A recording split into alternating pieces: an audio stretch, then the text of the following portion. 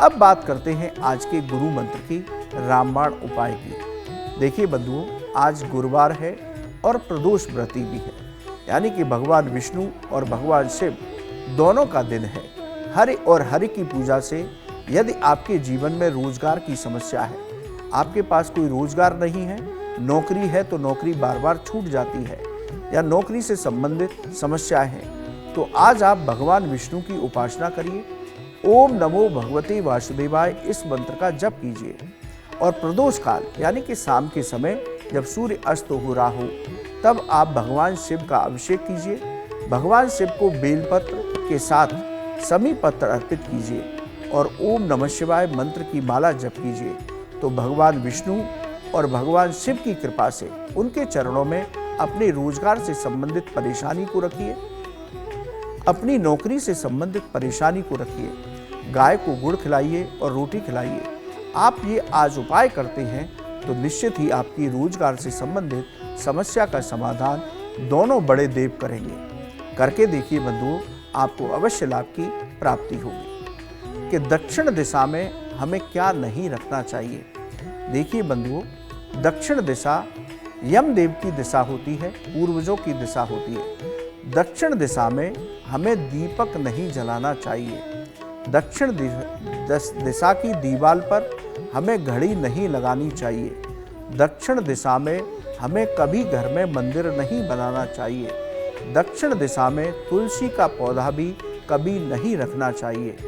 दक्षिण दिशा में घड़े में पानी भर कर के ना रखें और ना ही इस घड़े के पानी को पिए। ये कुछ सावधानी है जो हमें दक्षिण दिशा की ओर बना करके रखना चाहिए। यदि आप ये कार्य दक्षिण दिशा में करते हैं तो घर में नकारात्मक ऊर्जा आती है, घर के लोगों में कलेश बनी रहती है, घर में बीमारियां बनी रहती हैं, धन हानि लगातार होती रहती है।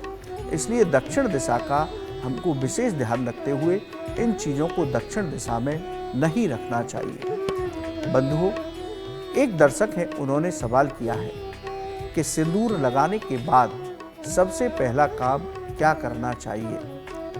बंधुओं, जब आप महिलाएं जो भी हैं, स्त्रियां, हम अखंड सौभाग्य के लिए, अपने पति की दीर्घ आयु के लिए सिंदूर अपनी मांग में भरते हैं। यदि आपके घर सिंदूर खत्म हो गया है और आप नई सिंदूर की डिब्बी ला रहे हैं तो आप सबसे पहले उस डिब्बी को मंदिर ले जाएं और उस सिंदूर में से माता पार्वती की मांग सबसे पहले भरिए और उनकी मांग भरने के बाद उनकी मांग में से ही थोड़ा सा चुटकी भर सिंदूर लेकर के उस डिब्बी में डालिए और उस डिब्बी में से ही आप रोज अपनी उस सिंदूर से अपनी मांग भरिए। यदि आप इस तरह से नए सिंदूर को लाने के बाद प्रयोग करते हैं तो आपकी पति की आयु में वृद्धि होती है, सौभाग्य में वृद्धि होती है, पति के जीवन की बाधाएं दूर होती हैं, पति को नौकरी और व्यापार में तरक्की प्राप्त होती है। तो आप सबसे पहले माता पार्वती को नया सिंदूर अर्पित करें, उसके बाद अपनी मांग में लगाएं। चलिए बंधुओं, इसी तरह यदि आपका भी कोई ज्योतिष और धर्म से संबंधित सवाल है तो आप भी हमें ईमेल पर लिख करके भेज सकते हैं, हम उसे कार्यक्रम में अवश्य शामिल करेंगे। तो बंधुओं, आज के लिए इतना ही। कल पुनः आपसे सुबह मुलाकात होगी। लेकिन यह ज्योतिष और धर्म से संबंधित कोई सवाल हो तो आप हमारे ईमेल पर लिखिए, हम उसको कार्यक्रम में अवश्य शामिल करेंगे। आप हमारे कार्यक्रम में जुड़े, आपका बहुत बहुत धन्यवाद। आज का आपका दिन मंगलमय हो, यही हम भगवान से प्रार्थना करते हैं। राधे राधे।